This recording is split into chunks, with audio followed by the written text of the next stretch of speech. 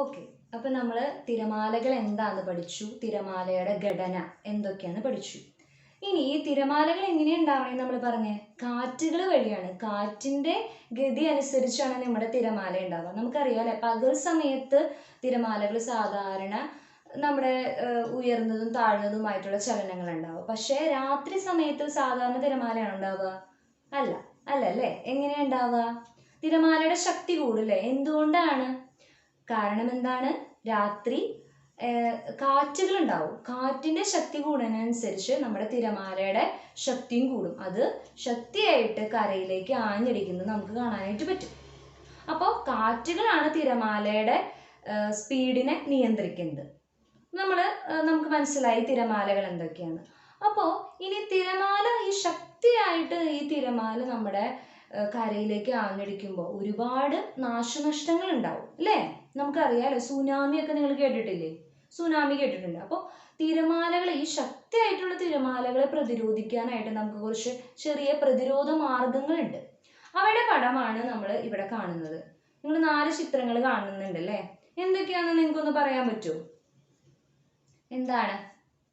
അതെ, നിങ്ങൾക്ക് മനസ്സിലാവുന്നുണ്ട്. ഫസ്റ്റത്തെ എന്താണ്? പാറകൾ നിക്ഷേപിക്കുക അല്ലെ? നമ്മുടെ കരഭാഗത്ത്, കരയിൽ നമ്മൾ പല ബീച്ചസിലൊക്കെ നമ്മൾ ബീച്ച് കാണാൻ പോകുമ്പോൾ ഒക്കെ കണ്ടിട്ടുണ്ടാവും അവിടെ പാറകൾ നിക്ഷേപിച്ചത് അല്ലെ? കരിങ്കല്ലുകൾ നിക്ഷേപിച്ചത്, പാറകൾ. അത് നമുക്ക് തിരമാലയെ തടയാനായിട്ട് സാധിക്കും. പിന്നെന്താണ്? കണ്ടൽ കാടുകളാണ്. കണ്ടൽ വനങ്ങൾ വെച്ച് പിടിപ്പിക്കുമ്പോൾ നമുക്ക് ഈ ശക്തമായിട്ടുള്ള ഈ കടൽ വെള്ളത്തിനെ അല്ലെങ്കിൽ തിരമാലകളെ നമുക്ക് കുറച്ച് പ്രതിരോധിക്കാനായിട്ട് പറ്റും. പിന്നെന്താണ്? പുലിമുട്ടുകൾ. ഇത് നിങ്ങൾ കണ്ടിട്ടുണ്ടോ? പുലിമുട്ടുകൾ എന്നാണ് ഇതിനെ പറയുക. അതായത് കോൺക്രീറ്റ് വെച്ചിട്ട് ഉണ്ടാക്കിയിട്ടുള്ള ഒരു സംഭവമാണ് പുലിമുട്ട്. ഈ പുലിമുട്ട് നമ്മൾ ഈ കടലിന്റെ തീരത്ത് അല്ലെങ്കിൽ കരഭാഗത്ത് നമ്മൾ നിക്ഷേപിക്കും. അപ്പൊ നമുക്ക് പുലിമുട്ടുകൾ വെച്ച് കഴിഞ്ഞാൽ ഈ ശക്തിയായിട്ടുള്ള ഈ തിരമാലകൾ വന്ന് ആഞ്ഞടിക്കുമ്പോൾ അത് കരയിലേക്ക് എഫക്റ്റ് ചെയ്യാണ്ടിരിക്കാൻ വേണ്ടിയിട്ട് നമ്മൾ അവിടെ ഒരു തട പോലെ വെക്കുകയാണ്. പിന്നെന്താണ് ചെയ്യുന്നത്?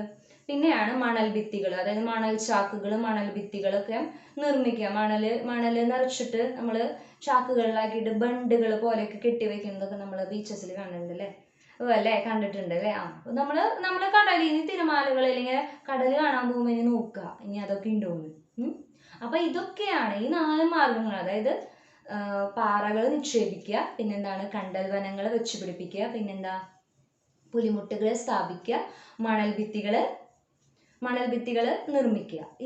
ഇതൊക്കെയാണ് നമ്മുടെ തിരമാലകളെ, ശക്തമായിട്ടുള്ള തിരമാലകളെ പ്രതിരോധിക്കാനുള്ള മാർഗങ്ങൾ.